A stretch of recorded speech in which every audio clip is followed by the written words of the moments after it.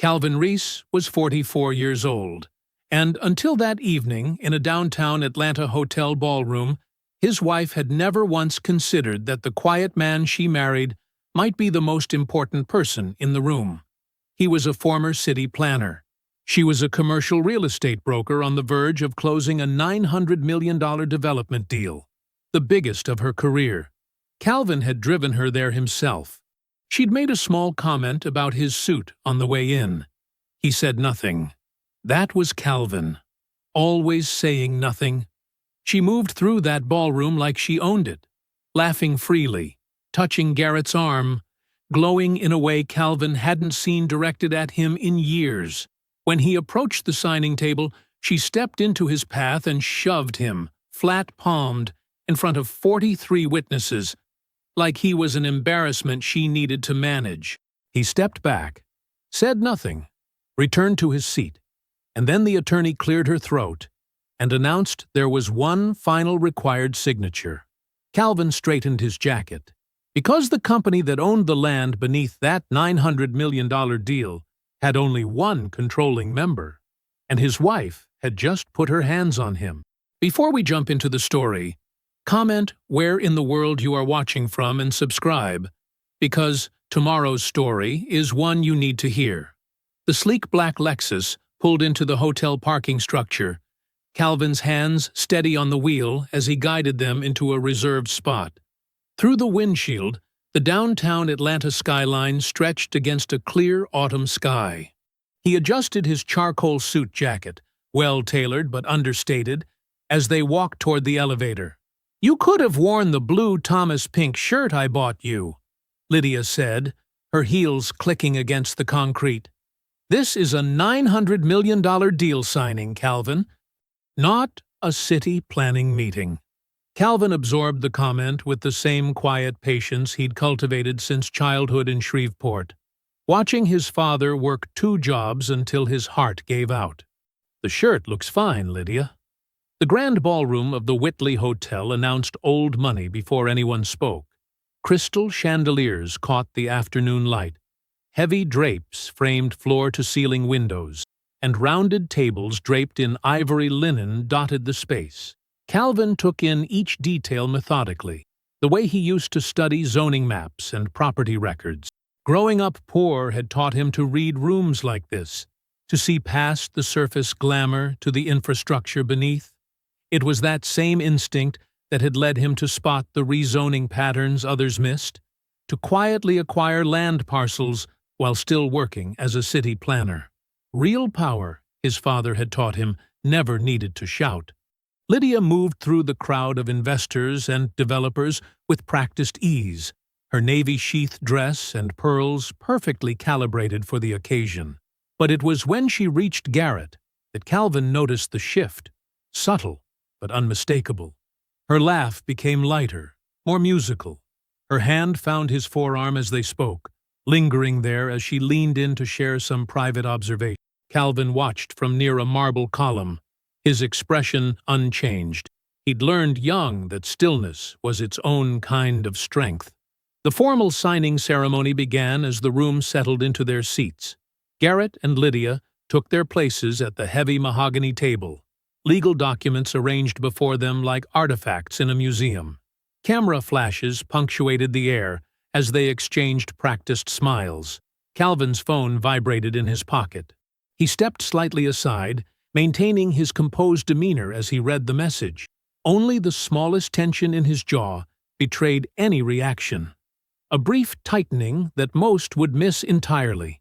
He slipped the phone away and began walking toward the signing table with measured steps.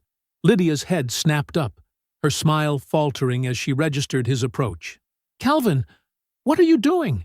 she hissed, voice low but sharp. "Go sit down."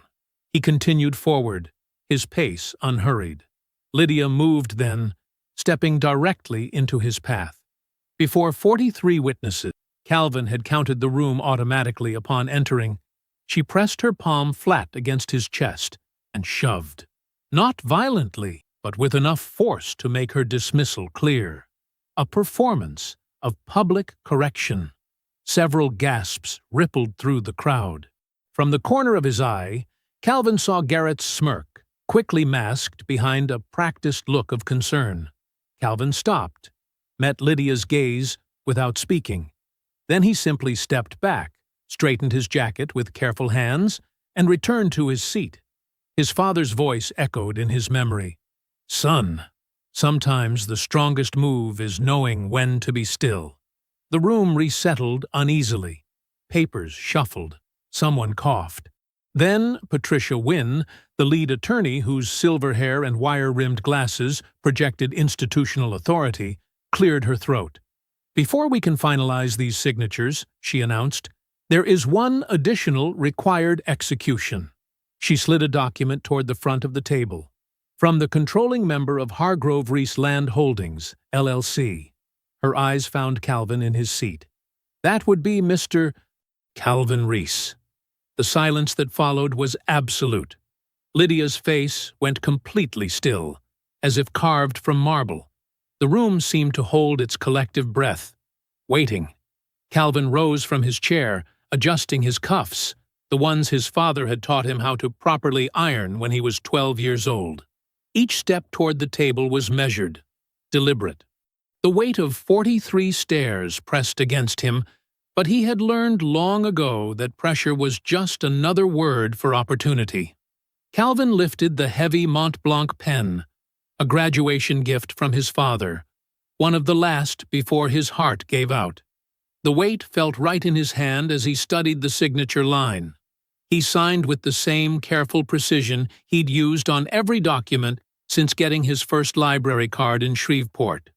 No flourish, no drama. Just clean black strokes, marking his legal claim to everything he'd built. Lydia's face remained frozen, her makeup perfect, but her eyes burning with something between rage and disbelief.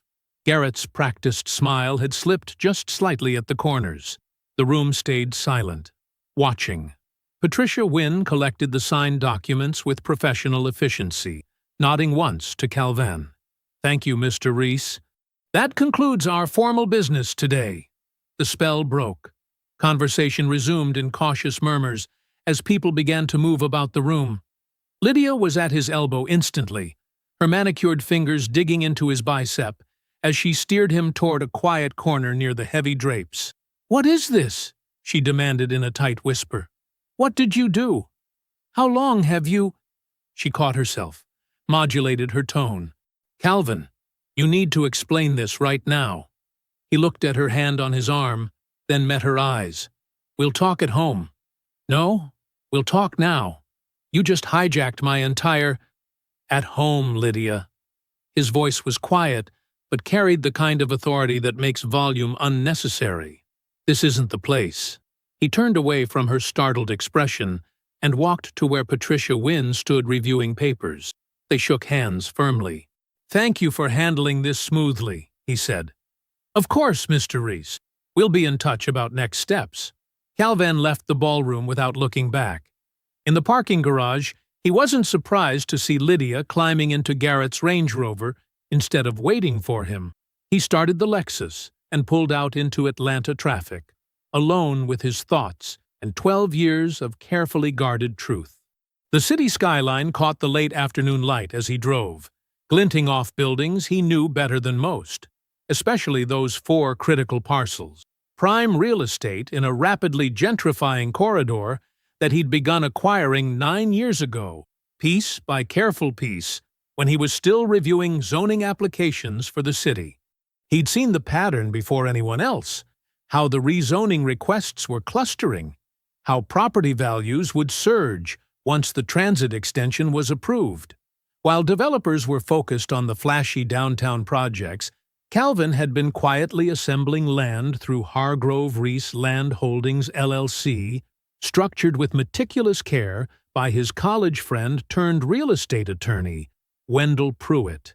He'd never told Lydia, not because he meant to deceive her, but because she'd made it clear early in their marriage that she found his government salary and careful planning tedious. "Think bigger," she'd say, discussing her commercial real estate deals. So he had. He'd just done it silently. letting her believe what she wanted about his ambitions. Now her firm had brought the development vision and the anchor tenants to his land, 60% of the project footprint, never tracing the ownership back to the quiet man she slept beside. The irony might have been funny if it wasn't so bitter. Calvin pulled into their driveway and sat for a moment, engine idling. Then he went inside and opened his laptop, accessing a file he'd been building methodically for 11 weeks. Lydia's iPhone, synced to their shared family tablet, had been delivering her whole life to him in digital pieces, texts, calendar invites, voice memos she recorded for herself. The affair with Garrett had started 26 months ago. That hurt, but it wasn't what made Calvin's jaw tighten as he scrolled through the documentation. It was the paper trail of what they'd tried to engineer financially. Buried in the operating agreement's dense legal language was a carefully structured liability clause, one that would leave Calvin exposed if the deal went bad, while simultaneously diluting his LLC's claim to proceeds if it succeeded. They hadn't just betrayed his trust. They'd tried to strip him of everything he'd built. He closed the laptop with steady hands, opened a different document, one he'd started drafting 8 weeks ago when the first pieces of evidence began falling into place. The words on the screen were precise, methodical, and complete. Calvin wasn't surprised. He'd learned young that people often mistake silence for weakness. His father had taught him better. He was ready. The front door slammed hard enough to rattle the windows. Calvin looked up from his laptop as Lydia's heels clicked across the marble foyer, sharp and angry like ammunition. "How dare you?" Her voice cracked through the room before she even appeared. "How dare you ambush me like that in front of everyone?" She stood in the doorway, still in her signing ceremony outfit. A cream-colored power suit that probably cost more than most people's monthly mortgage. Her perfectly styled hair was slightly disheveled now, likely from running her fingers through it in frustration during the drive home. 12 years, Calvin. 12 years we've been married. And you never once mentioned this LLC? You let me look like a fool in front of my entire professional network. Her hands trembled as she set her designer purse down with controlled violence. Calvin closed his laptop slowly, deliberately. "Is that what bothers you most? Looking foolish? Don't try to turn this around on me. You've been hiding major financial assets, operating behind my back, playing some kind of game." "No games," Calvin said quietly. "Just business." "Business?" She laughed, but there was no humor in it. "We're married. Or did you forget that part when you were making all these secret arrangements?" Calvin folded his hands in his lap, his wedding ring catching the fading light from the window. "Like you forgot when you were making arrangements with Garrett." The color drained from Lydia's face for just a moment before she recovered. "What are you talking about?" "Garrett is my business partner. We're developing the most significant project in Atlanta right now, which you just complicated unnecessarily." "You're right," Calvin interrupted, his voice still measured and calm. "We should have been more open with each other. About everything." This caught her off guard. She had been ready for anger, for accusations, for a fight. His reasonableness made her pause, recalculate. "Well, yes, we should have been." She moved further into the room, her tone shifting to something more conciliatory. "This whole situation is a mess, Calvin, but we can fix it. Just tell me what you're thinking with this LLC structure." "I'll have Wendell reach out to your attorneys tomorrow," Calvin said, standing slowly. "He can walk everyone through the holding company details. Make sure everything's transparent moving forward." Lydia watched him carefully, trying to read his face. "Wendell Pruitt? He's been your attorney this whole time?" "Since college." She nodded slowly, processing. Her shoulders relaxed slightly as she interpreted his cooperation as capitulation. "Okay, good. That's a start. We should probably take some time to cool down, think things through clearly." "I agree." Calvin moved toward the door. "I'll sleep in the guest room tonight." "That's probably wise," she said, already pulling out her phone. Probably texting Garrett, Calvin thought, but his face showed nothing. In the guest room, Calvin waited exactly 17 minutes before making the call. Wendell answered on the first ring. "It's time," Calvin said simply. "Everything's ready," Wendell replied. "First thing tomorrow?" "First thing." Calvin ended the call and walked to the window. The Atlanta skyline sparkled against the dark sky. His father would have loved this view.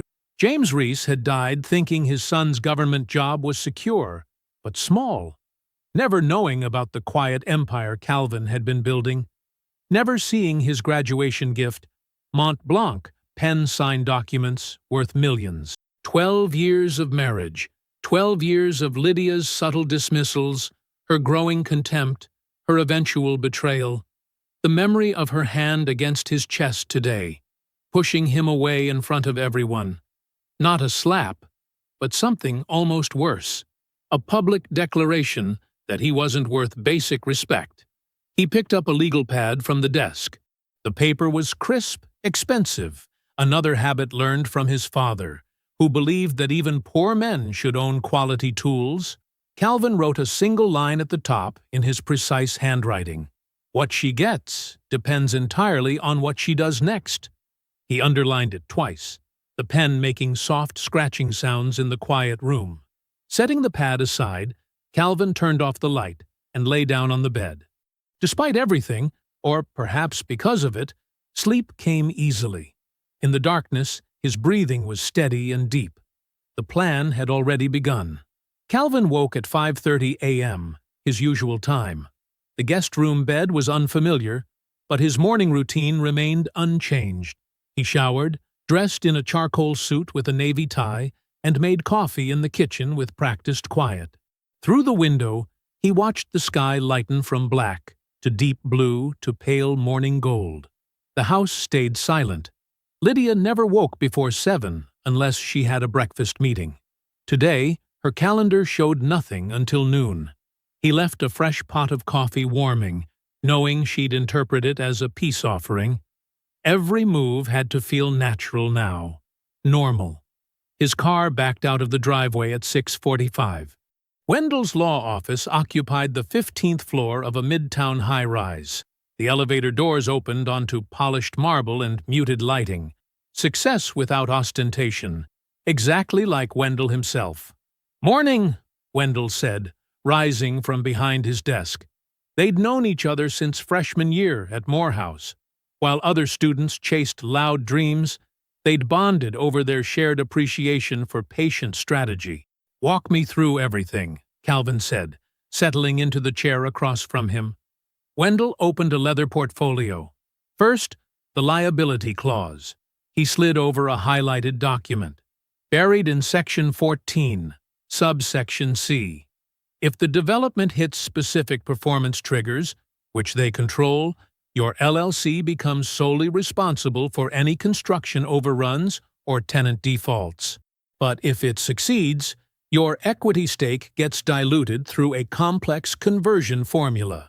Calvin read carefully, his expression unchanged. And the institutional investors? Already flagged it to Patricia Wynn's firm this morning.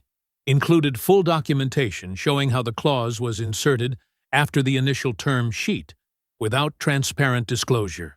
Wendell's voice held controlled anger. "They're not happy. This kind of liability engineering violates their standard investment parameters. The LLC amendment? Filed first thing today." Wendell produced another document. "Strengthens your controlling member status.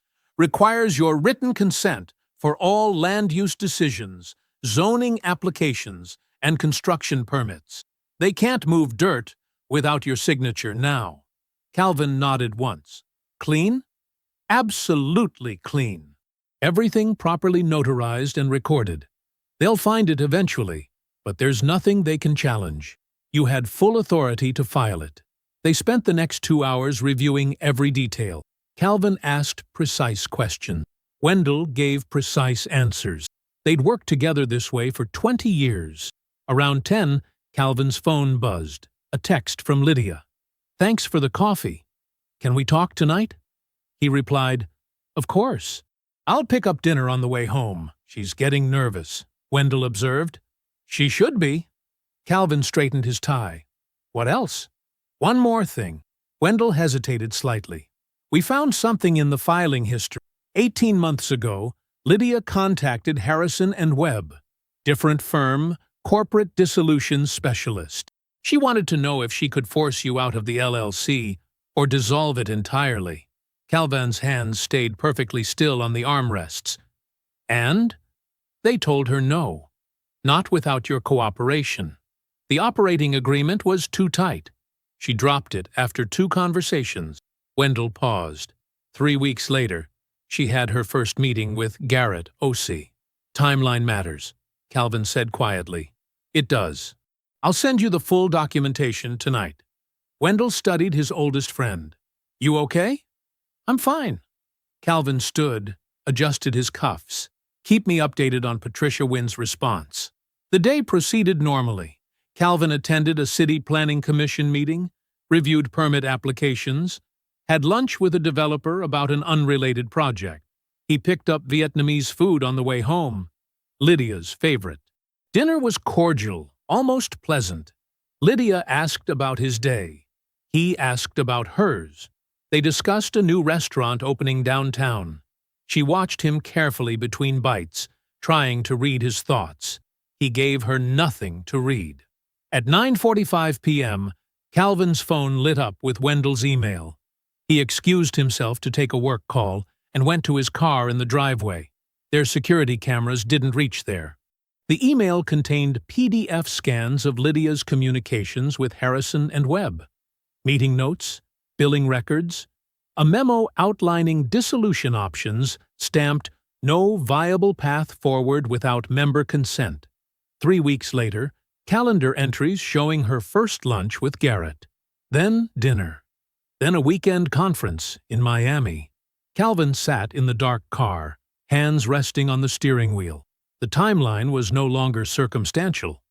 The affair wasn't opportunistic, it was strategic, a solution to a problem she'd identified months earlier. He stared at the steering wheel for a long moment, remembering 12 years of marriage, all the quiet moments, all the growing distance, all the careful plans she'd made while sleeping beside him. Calvin nodded once, a small movement in the darkness. Then he got out of the car and went inside. 2 weeks passed like gentle water. Calvin maintained his routine with careful precision. Morning coffee, pleasant conversation over dinner when their schedules aligned, brief updates about their days. He asked about the development's progress. She answered with growing ease. At home, Lydia's posture had softened.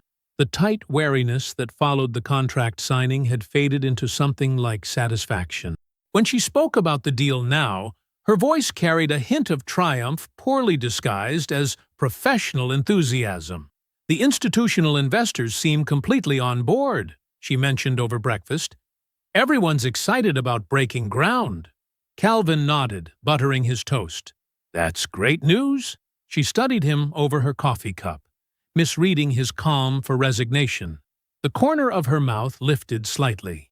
Tonight, Calvin had arranged dinner with James Chen, a senior city planner, to discuss an unrelated development proposal.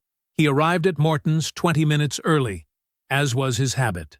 The hostess led him to a corner booth with a clear view of the bar. He ordered a whiskey neat and opened his portfolio, reviewing notes for the meeting. Movement at the bar caught his attention. A familiar laugh, musical and practiced. Lydia. She sat next to Garrett, both still in business attire. Their bodies angled toward each other with the easy intimacy of long familiarity. Calvin stayed perfectly still, his face composed. The booth's position and dim lighting kept him invisible to them. The revenue-sharing structure is beautiful, Garrett was saying, his voice carrying just enough for Calvin to hear. Once we're past closing, the operating agreement gives us multiple pressure points. Lydia sipped her wine. He's been very cooperative lately. Because he knows he's out of his depth? Garrett's tone dripped with satisfaction. We'll negotiate his LLC stake down during the first distribution phase. He doesn't know enough to fight it. Calvin watched Lydia's face. She said nothing to correct Garrett's assessment. She just smiled that small, satisfied smile and touched his arm. Their drinks arrived. They discussed timeline projections, tenant commitments, PR strategy. Every word confirmed what Calvin already knew. They believed they had engineered his slow financial execution perfectly. Calvin finished his whiskey unhurried. He left cash on the table, including a generous tip for the server. James could reschedule. He walked out through the side exit, unnoticed. At home, he changed into comfortable clothes and made tea. His laptop was open on the kitchen counter when the email arrived from Marcus Torres, the private investigator he'd engaged 6 weeks earlier. The subject line read, "Memphis documentation complete." Calvin opened the attachment. The first document was a civil court filing from 5 years ago. Fairfax vs. Osei Development Group. He began reading. Douglas Fairfax had been a 40% equity partner in a Memphis mixed-use project. The operating agreement included a buried liability clause nearly identical to the one in Calvin's deal. When construction costs exceeded projections, the clause activated. Fairfax's stake was functionally erased. The lawsuit had settled confidentially. But the filing history painted a clear picture. This wasn't Garrett's first time executing this exact strategy. He had a proven method for stripping partners of their equity through carefully engineered liability exposure. Further down in the email was a phone number. Marcus had reached out to Douglas Fairfax.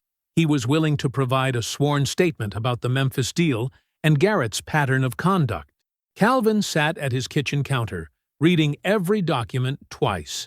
The television murmured in the background. Lydia had come home while he was absorbed in the files, said a brief hello, and retreated to watch her usual evening shows. At 9:45 p.m., Calvin picked up his phone and stepped out onto the back porch.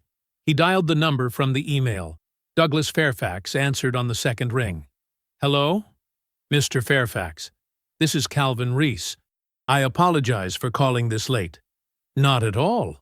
I've been expecting your call." Fairfax's voice was steady, measured. "Marcus explained your situation. I'd appreciate hearing about your experience with Garrett Osei." For the next 90 minutes, Calvin listened. He asked occasional clarifying questions, but mostly absorbed Fairfax's detailed account of the Memphis deal, the liability clause activation, the pressure campaign, the careful legal maneuvering that left Fairfax with no viable recourse except a settlement that bought his silence. "I've been waiting 5 years for someone to build a real case," Fairfax said. "I'll provide whatever sworn statement you need." Calvin's voice remained quiet, controlled. "I appreciate that, Mr. Fairfax. My attorney will be in touch to discuss next steps." He ended the call and sat in the dark, listening to the Atlanta night. Behind him, through the window, he could see Lydia on the couch, bathed in the blue light of the television, completely unaware that her carefully constructed plan had just developed a fatal flaw. The morning sun cast long shadows across Patricia Wynn's corner office as Calvin sat across from her desk, his portfolio open between them. He had arranged this meeting a week ago, long before his conversation with Douglas Fairfax. The timing was perfect. "I appreciate you meeting with me privately," Calvin said, his voice steady and professional. "What I'm about to share directly impacts your client's interests." Patricia leaned forward slightly, her silver hair catching the morning light. "Go ahead, Mr. Reese." Calvin began methodically laying out documents on her desk. First, the liability clause analysis Wendell had prepared, highlighting the buried triggers and cascading exposure points. Next, the complete Memphis case file, with relevant sections flagged. 5 years ago, Mr. Osei executed an almost identical strategy in Memphis, Calvin explained, keeping his tone matter-of-fact. The liability clause in our current operating agreement mirrors the one he used to strip a 40% equity partner of his stake when construction costs exceeded projections. Patricia studied the Memphis documentation carefully, her expression neutral but focused. And this partner, Douglas Fairfax, is willing to provide a sworn statement detailing the entire sequence of events, Calvin confirmed. The pattern is clear. This isn't an isolated incident or oversight. It's a deliberate method for acquiring control through engineered liability exposure. He watched as Patricia connected the dots. Her institutional investors had committed over $400 million to the Atlanta development. If the liability structure was compromised, their entire position could be at risk. "You understand this raises serious fiduciary concerns," she said finally, looking up from the documents. Calvin nodded once. "That's precisely why I brought it to your attention. Your clients deserve to know the full architecture of what they're investing in." They spent the next hour reviewing specific details. Patricia took careful notes, occasionally asking pointed questions about timing and documentation. Calvin answered everything directly, never letting emotion enter his voice. "I'll need to present this to the investment group," she said as they concluded. "Of course. I'd like to request a formal review meeting, all principals and counsel present. The situation warrants comprehensive examination." Patricia agreed, making a note in her calendar. "I'll have my office coordinate schedules." From Patricia's office, Calvin drove to his sister Audrey's house in Grant Park. She was waiting on her front porch with 2 cups of coffee, having sensed from his phone call that this wasn't a casual visit. They sat at her kitchen table, morning light streaming through the windows. Calvin told her everything: the affair, the liability clause, Garrett's history in Memphis, Lydia's attempt to dissolve the LLC. He delivered it all with the same measured calm he'd used with Patricia. Audrey's hands gripped her coffee cup tighter with each new detail. Her anger was visible, immediate. "That manipulative Audrey." Calvin's voice was gentle but firm. She took a deep breath. "What do you need from me?" "One thing. Be present at a family dinner 2 weeks from now. Just be there. Done. No hesitation. You know I've got your back. Always have." He squeezed her hand once, grateful for the unconditional support she'd given him since they were kids in Shreveport. His final stop was a modest office building in Buckhead, where he'd been seeing Dr. Sarah Chen every other week for the past 2.5 months. She welcomed him with her usual calm presence. "How are you feeling?" she asked once they were seated. "Clear," Calvin said. "Everything's in motion now." Dr. Chen studied him carefully. "Are you acting from pain or clarity?" Calvin considered the question honestly, taking his time. "Both," he finally answered, "but I'm not letting the pain drive." She nodded slowly. "Then you're ready." That evening, Calvin composed a single email to Wendell for distribution. A formal request for a comprehensive partner review meeting regarding Hargrove Reese Land Holdings LLC, requiring all principals and their counsel to be present. His phone rang less than 30 minutes after Wendell sent it. Lydia's name flashed on the screen. "What is this about?" Her voice was tight, controlled. "It's a standard review," Calvin said simply. "Bring Garrett if you'd like. The more the better." Calvin stood at the kitchen counter, methodically slicing vegetables for his dinner. The house was quiet except for the rhythmic sound of the knife against the cutting board. He hadn't changed out of his work clothes yet. A navy suit that fit him perfectly, though without flash. The same quiet competence that defined everything about him. He heard Lydia's footsteps before she appeared in the doorway. Her body language was different, softer, more hesitant than he'd seen in years. She was wearing the cream sweater she often chose when she wanted to appear vulnerable. Calvin continued chopping, not looking up. "Can we talk?" Her voice had that careful gentleness she used with difficult clients. "Of course." He set the knife down and turned to face her, his expression neutral. Lydia moved closer, stopping just within arm's reach. "I've been thinking a lot about us, about how we got here." She paused, watching his face. "We've grown apart, haven't we? Over the years?" Calvin said nothing, just listened. The silence stretched between them. "I know tomorrow is important," she continued, taking another small step closer. "But before we go into that room, I think we should talk about us. About our marriage." She reached out and touched his forearm lightly. "As a family." Her fingers were cool against his skin. Calvin looked down at where she touched him, remembering how natural that contact had once felt. Now it was just pressure and temperature. A tactical choice, nothing more. "The business side of things," Lydia said, her voice dropping lower, more intimate. "It can get so complicated. People take sides, draw lines." She withdrew her hand slowly. "Once things escalate in that environment, it's hard to maintain relationships, to be seen as reasonable." Calvin noted the careful word choice, the implied threat wrapped in concern. "The investment community is small," she continued. "People talk. They remember who was difficult, who couldn't handle things professionally." She gave him a smile that was meant to appear caring. "I don't want that for you, Calvin. You've worked too hard." He let her finish the performance completely. Let her lay out every carefully chosen word, every calculated gesture. The kitchen was dim now, the evening light fading through the windows. In the half-darkness, she looked almost like the woman he'd married 12 years ago. When she finally fell silent, Calvin spoke quietly. "I know about Memphis, Lydia." The softness in her face flickered. "I know about the attorney you called 18 months ago." His voice remained calm, matter-of-fact. "And I know what the clause in Section 14 was designed to do." The transformation was instant, like a switch being flipped. Every trace of vulnerability vanished from her expression. Her face went hard and cold, a mask dropping away to reveal what had been underneath all along. "Get some rest," Calvin said. "I'll see you tomorrow."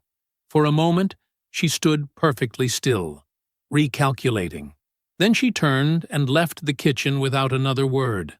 Calvin resumed chopping vegetables. A few minutes later, he heard her voice in the hallway. Low, urgent, almost hissing. "He knows about Memphis." "How does he know about Memphis?" A pause. "No, listen to me, Garrett. He knows everything. The attorney, the clause, all of it." Calvin finished preparing his dinner. He ate at the kitchen counter, reading the newspaper as he always did. When he was done, he washed his dishes and put them away. Upstairs in his bedroom, he laid out his charcoal gray suit for tomorrow. His best one, perfectly tailored. He set his alarm for 6 a.m., even though he knew he wouldn't need it. He had never once slept through an important morning.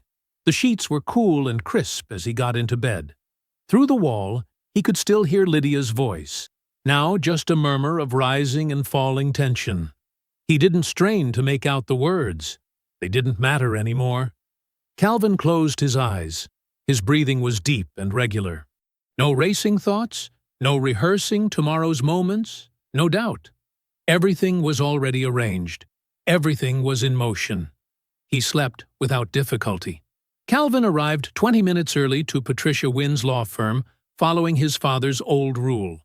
Early is on time is late.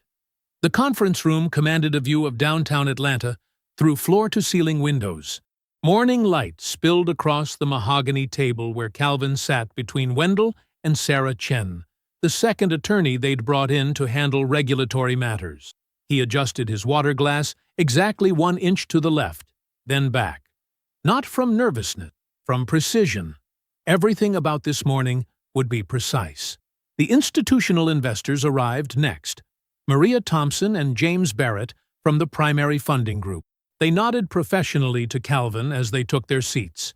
A large screen on the wall flickered to life, showing Douglas Fairfax waiting patiently in what looked like his Memphis office. His image was clear, his manner composed. At exactly 9:01 a.m., Lydia entered with her attorney, Angela Davis.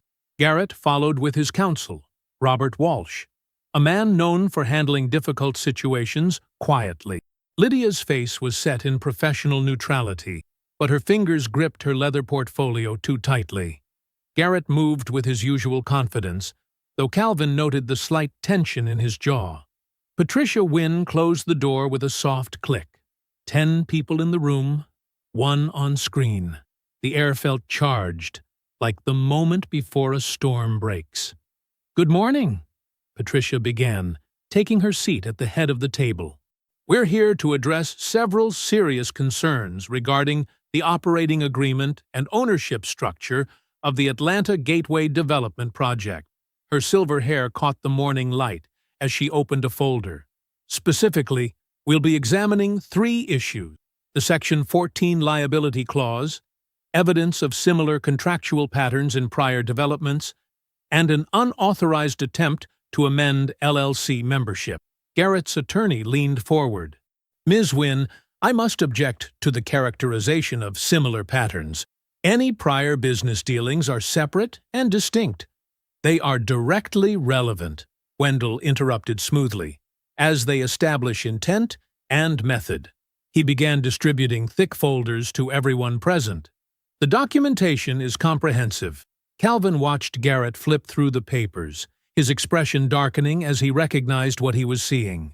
The Memphis files, the attorney correspondence, the liability clause analysis, all of it laid bare under the morning sun, streaming through those expensive windows. Garrett looked up, his face arranged in careful concern. "Calvin," he said, using the tone one might take with a confused child, "I think there's been a misunderstanding about the deal structure." "No." Calvin's voice was quiet, but it cut through the room like a blade. "There's been a complete understanding. That's why we're here." The institutional investors straightened in their seats. This wasn't the passive man they'd been led to expect. Wendell began his presentation methodically, walking through each document with devastating clarity. The liability clause that would have stripped Calvin's protection while maintaining his exposure. The paper trail showing its careful burial in the agreement. The parallel structure from the Memphis deal. Then Douglas Fairfax began speaking from the screen. For 11 precise minutes, he detailed how the same method had cost him his stake 5 years ago. His voice never rose, never showed anger, just fact after documented fact. Calvin watched Garrett's hands gradually tighten into fists. "Mr. Fairfax," Maria Thompson asked, "what was the total value of your ownership interest at the time it was terminated?" 40% of a $120 million development, Douglas replied, which, coincidentally, also involved a liability clause that wasn't flagged during initial review. James Barrett turned to Garrett. "Did you disclose this prior dispute to the investment committee?" Garrett's composure cracked. A muscle twitched in his cheek. "We need a recess," his attorney announced quickly. During the break, Lydia cornered Calvin in the hallway. Her voice shook with barely controlled panic. "You're going to blow up everything." Calvin looked at her steadily. "I didn't build it to blow up," he said. "You did?" When they reconvened, Patricia Wynne stood. "The institutional investors have made an initial determination," she announced. "Mr. OC's role as development lead is suspended pending a full audit of all structural and financial elements of the project. Additionally, his equity position will be frozen until the Memphis matter is fully resolved, which will require reopening that case with Tennessee regulators." Garrett's attorney immediately grabbed his client's arm, preventing whatever response was about to emerge. "We're done here," Walsh said firmly. He gathered their papers and steered Garrett toward the door. Garrett moved stiffly, like a man in shock. He didn't look at Calvin as he passed. His footsteps faded down the hallway, followed by the soft ding of the elevator. Calvin remained seated, his expression unchanged. He adjusted his water glass 1 inch to the left, then back to its original position. Perfect alignment. 3 evenings after the review meeting, Calvin stood in his kitchen chopping vegetables with methodical precision. The table was set for 6, a quiet gathering that would change everything. He'd called Lydia's parents that morning, keeping his voice steady. "There's something we need to discuss, as a family." The doorbell rang at exactly 7. Calvin wiped his hands and opened the door to find Robert and Margaret Hargrove on the steps, their faces etched with concern. Behind them stood Ray Delaney, who had driven up from Shreveport for this, and Audrey, who carried a covered dish despite Calvin telling her not to bother.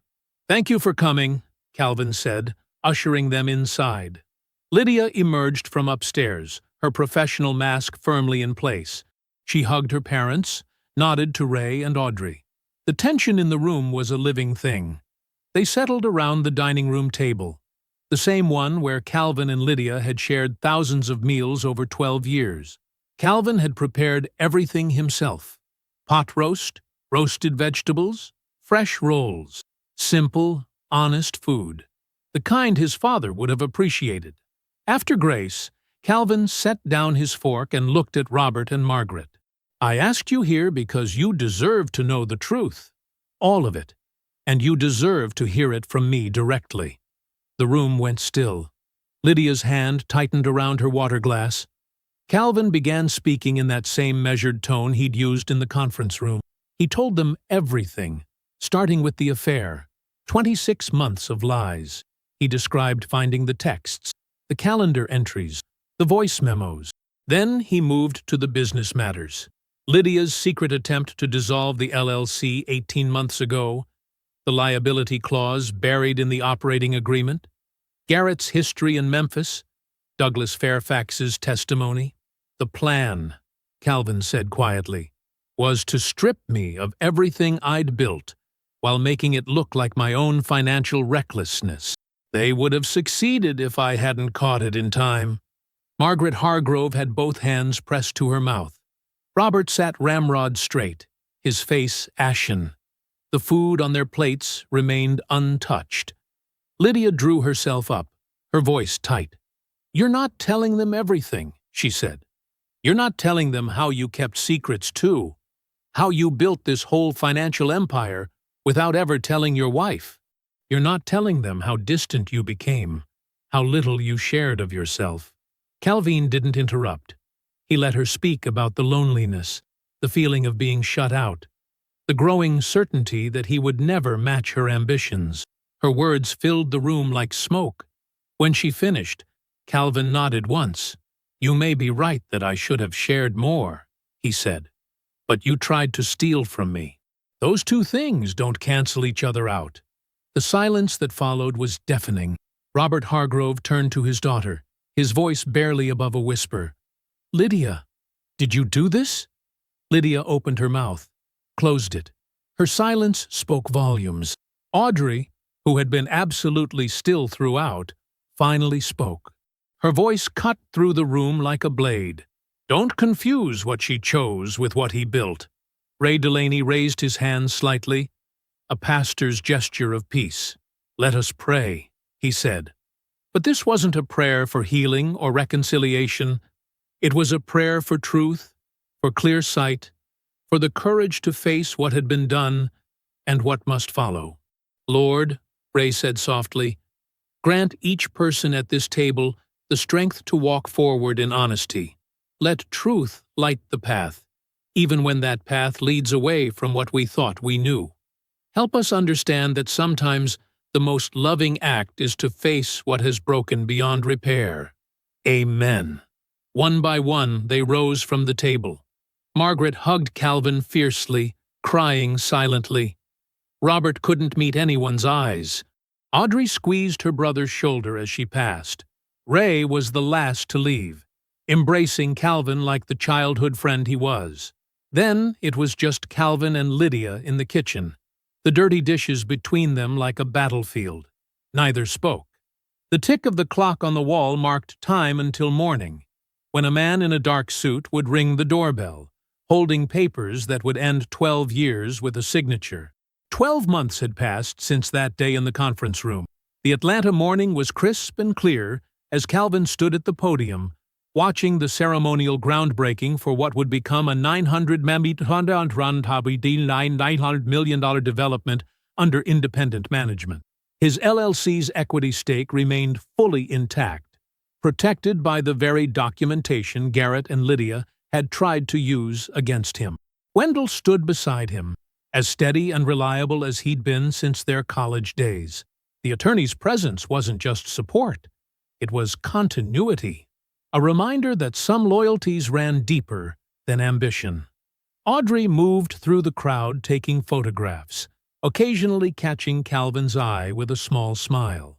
The new development team had removed every trace of Garrett's involvement from the project. The brass plaque by the podium listed new names, new titles, new vision. Clean, professional, honest.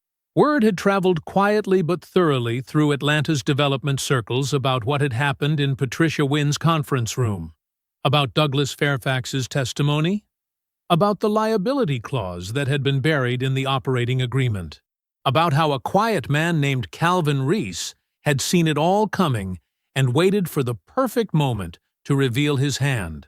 The Tennessee regulators had formally reopened their investigation into Garrett's Memphis dealings.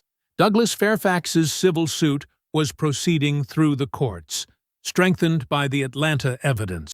3 of Garrett's longtime development partners had publicly announced their withdrawal from future projects. His office had downsized twice. The last Calvin heard, Garrett was managing a drastically reduced portfolio from a small suite in a B-grade building. Lydia had fought the divorce settlement hard at first, but Calvin's documentation was ironclad. The LLC's premarital structure and her documented attempt to dissolve it severely limited her claims. Calvin hadn't pursued her professionally. He'd never wanted to destroy her ability to work.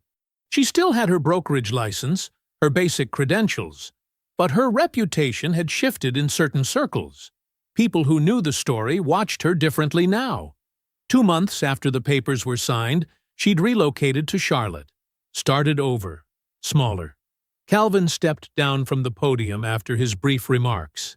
He shook hands, answered questions politely, participated in the ceremonial dirt-turning with a silver shovel. Then he drove north, away from the city, toward the lake house he'd purchased 6 months earlier. It wasn't an extravagant place. 3 bedrooms, a wraparound porch, clear water views, but it was entirely his. No hidden clauses, no buried liability, just clean ownership and quiet peace. He collected his mail on the way in. Among the usual envelopes was a cream-colored note, handwritten, from Douglas Fairfax. Calvin read it, standing in his kitchen. "Thank you for bringing truth to light. Some debts can't be repaid, but they can be acknowledged. You've given me back something I thought was lost forever. Faith that justice eventually finds its level." Calvin set the note on the counter, poured himself a glass of sweet tea, walked out to the porch where a legal pad waited on the small table beside his favorite chair. The late afternoon sun painted the water in shades of gold and purple. He thought about his father, about all those double shifts that never added up to enough, about how wealth built in silence was its own kind of protection, about how some people mistook quiet for weakness until it was too late. His phone rang just as the sun was starting to set. A developer in Birmingham he'd worked with years ago.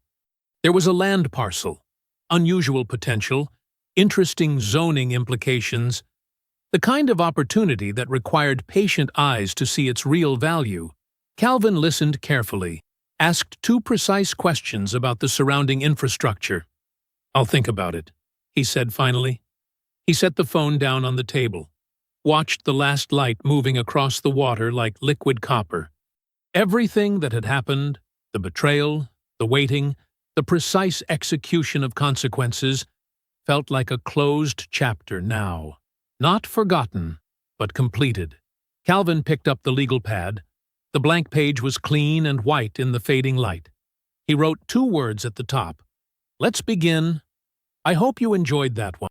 Be sure to like the video and subscribe so you don't miss the next story.